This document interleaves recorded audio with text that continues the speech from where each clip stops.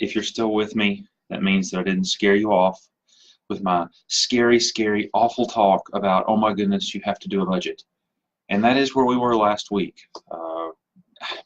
You just can't avoid it. That's really what it boils down to. If you're going to succeed with money, you have to be in control. And the best way to be in control is to do a budget. Some people don't like that. Some people don't even like the word budget, and that's why I often use the term cash flow calendar, because I do teach people to do their budget using a calendar. And so here's what I want you to do. If you haven't already seen the last video and seen that you can go download some worksheets that I use to teach people sort of that process, go get those worksheets. So bit.ly/free budget worksheets. It's also in the description of this video, but bit.ly/free budget worksheets, and you can go download sort of my instructions of how I teach you to get all your bills and stuff together, and then to do your very first budget with a couple of examples, because I do teach it using a calendar, which is the simplest form of the way you can do a cash flow calendar, a budget, a way to make sure your money's going to last through the month. And so if you've missed the content up to this point that talks about that, go back and watch it. Today I'm going to talk through some FAQs. What we're doing is we're going through my book, From Debtor to Better, the details of debt and how to get out. If you don't have the book, you can get it on Amazon, but I'll tell you, you don't have to have it to be joining along with us. You know, as far as we are now into the process, you've probably already figured that out. I'm going to walk you step by step through what I would do if we were to sit down one-on-one. The difference is obviously I have to do it as a bit of a summary. So let's talk today about some of the FAQs, the stuff that people always ask when I teach them to do a budget. When we get to this stage in doing a financial plan, here's where people get hung up. So I've got 7 or 8 questions that I sort of have thrown out here. If you have any others, feel free to throw them in the comments and we'll talk through them if possible. But here's the gist of it. The first thing that people say is, do I have to use a calendar? I mean, I teach people to do a budget using the calendar, but do I have to do it that way? And my answer is no. I want you to find a system and a method that work for you. Because if it's a method that you like and that you will use, great, use it. Somebody asked me, what about Dave Ramsey's Every Dollar or Mint.com, or there's a million different versions, probably not a million, but there's a bunch of different versions out there of online software or apps or whatever. I don't care. Use one that you will actually use. The reason I teach a calendar, and when I'm coaching someone, I do tell them that they need to try it the way that I teach first, is because I know it's easy. It may not be easy because you actually have to put your behavior in order, but it's easy from a standpoint of I don't have to teach you to use a calendar. I don't have to teach you how to read it. I don't have to teach you sort of what's going on there. You already know. There's no learning associated with that. It's just taking your numbers, your situation, and plugging that in.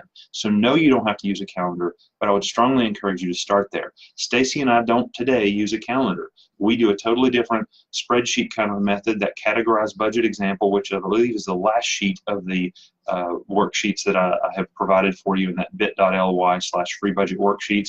That sort of lays out for you how we do ours in the categories. Oh, you're welcome, Marcella. I hope they are helpful. So you don't have to use a calendar, but it is a really great place to start, and it will put you off on the right foot so that you can step into what works for you and you can figure it all out, and there's a really easy way to make adjustments if need be. Number 2, what happens if I've done this whole budget thing and the math doesn't work? In other words, there's a month left at the end of the money, as it's sometimes said. I run out of money. I don't have enough money. There's not enough coming in. Well, I hate that. That is a terrible situation to be in, but the math is pretty straightforward. And I've said it in previous videos. It's income minus savings minus expenses equals 0. So either you've got to make adjustments in the expenses or the savings or the income. Those are the only 3 variables you've got to play with. The easiest of which is to cut expenses. Look at what you are paying. Look at all the bills you're paying and say, okay, do I have to be paying this? And if the answer is no, why are you? Get rid of it. If the answer is yes, then the question after that is, can I make adjustments to lower the expense? Or can I do things to eventually get rid of it, and that kind of thing. Now, the long-term answer is obviously we want to increase our income, so we don't have to give up the expenses if they're things that we like to be paying. But that's the answer. You've got to make the math work, whether that means you increase your income or whether you decrease the expenses or your savings. That's really what it boils down to. And I normally don't tell people to focus too much on the savings thing. I tell them to focus mostly on the expenses first, cut those as much as you can, and then look at the income side of thing, because I want you to be saving. So that's another common question and an important one to understand. Number 3, on the flip side, what if there's money left over? What if I've done my budget and there's actually money that's left? Well, you've also heard me say before that there's really only a few things you can do with money. You can give it, you can save it, or you can spend it. It's up to you. But here's what I would encourage you to do. Let's say your budget has $200 left over. Awesome, go you.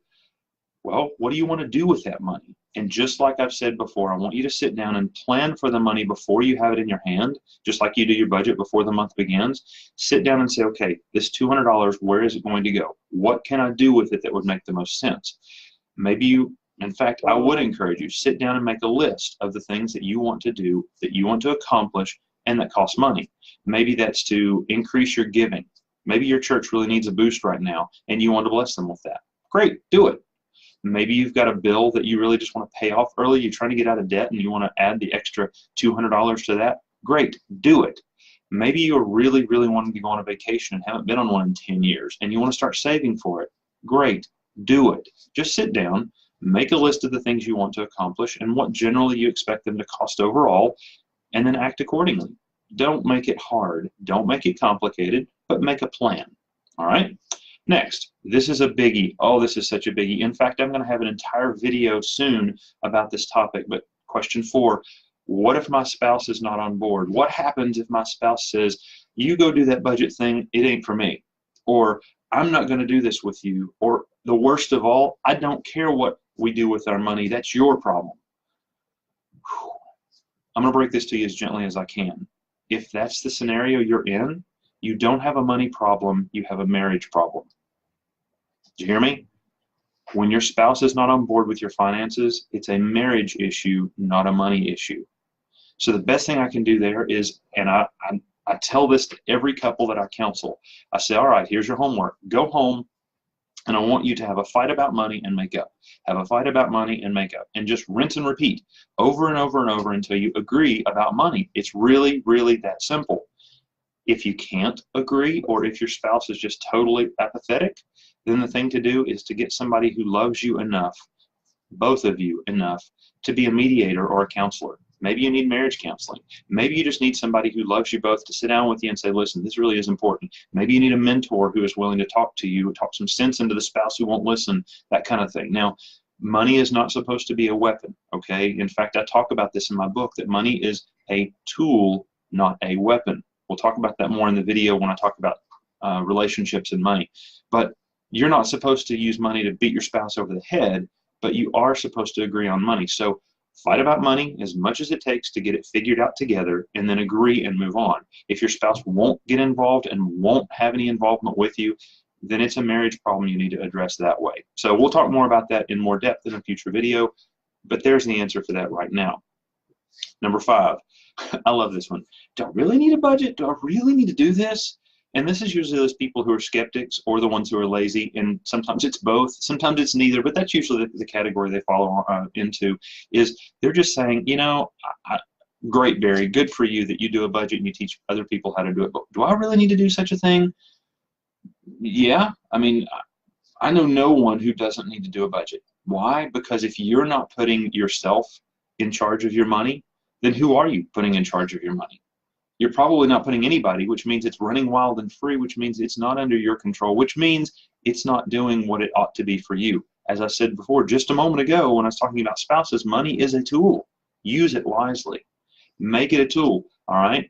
It's not going to run wild and free in the sense that, you know, it's just going to do something crazy, but you're going to do something crazy because you will not have any charge over it. Make a plan for your money and then work the plan. Don't make it complicated, just like I've said, but you need to have a plan, all right?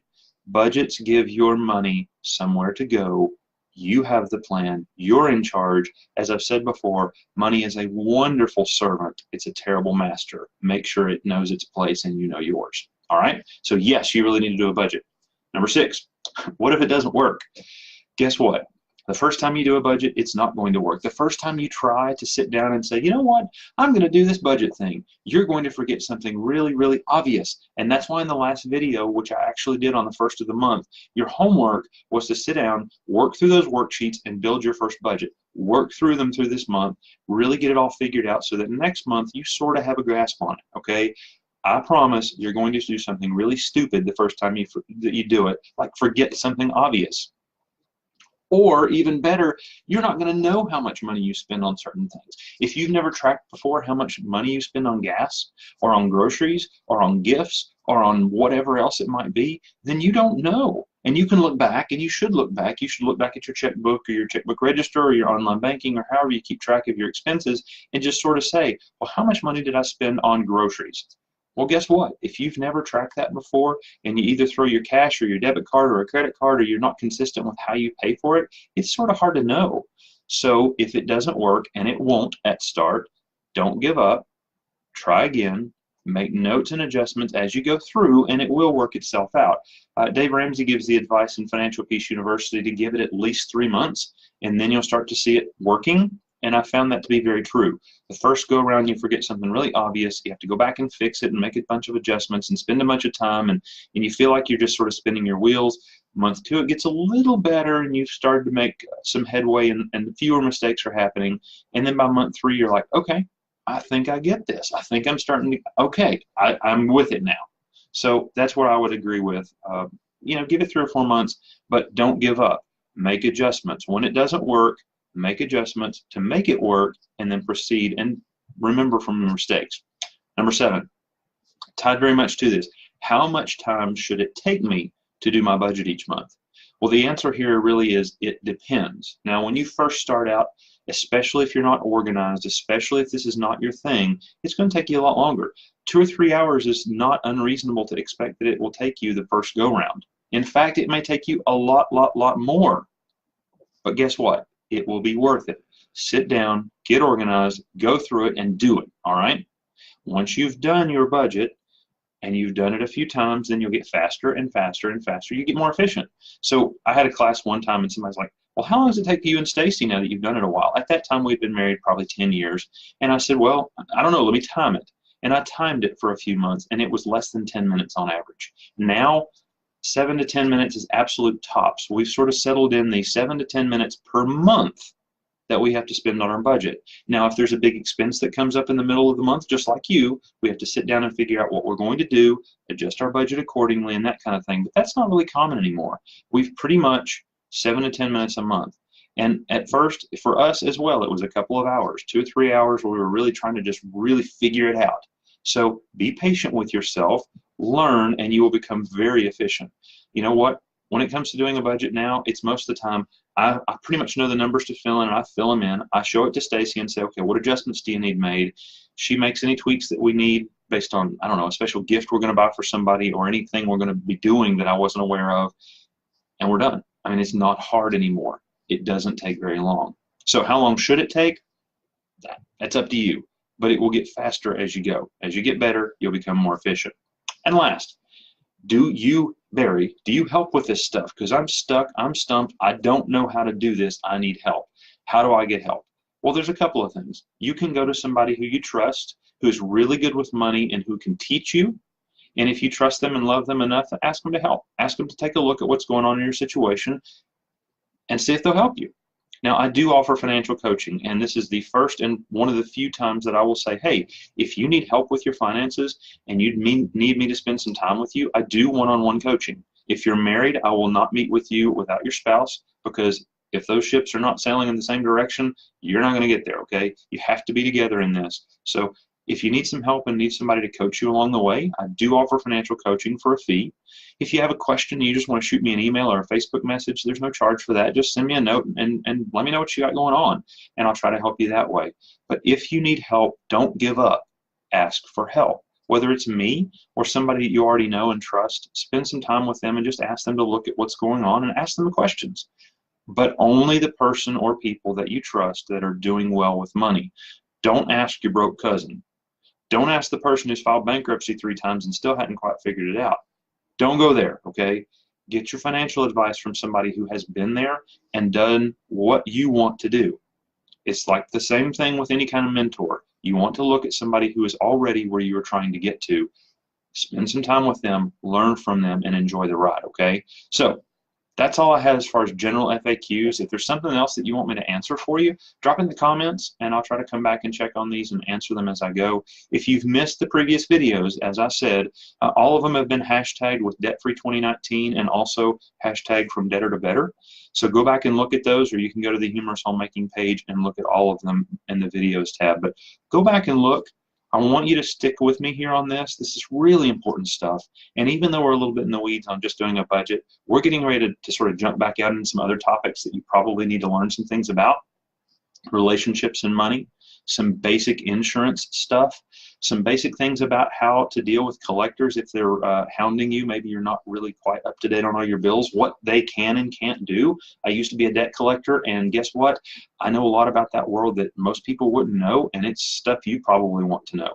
So we're getting ready to go into a lot of different topics that will really help you in your financial life. But for today, there's some FAQs. I hope that helps. And please, please, please give this whole budget thing a try. And that's your homework from today. It was the same homework as last time, was to go get those budgeting worksheets, give your budget a try. So your homework from today is the very same thing, because you need to keep chipping away at that. I didn't want to give you a new assignment. Just sit down, get those worksheets, and go through the process of your budget. Update it and make it better as necessary as we go through the month, so that when next month starts, you'll really be on track to get it right. So that's all I've got. Have an awesome day. Talk to you later. See you.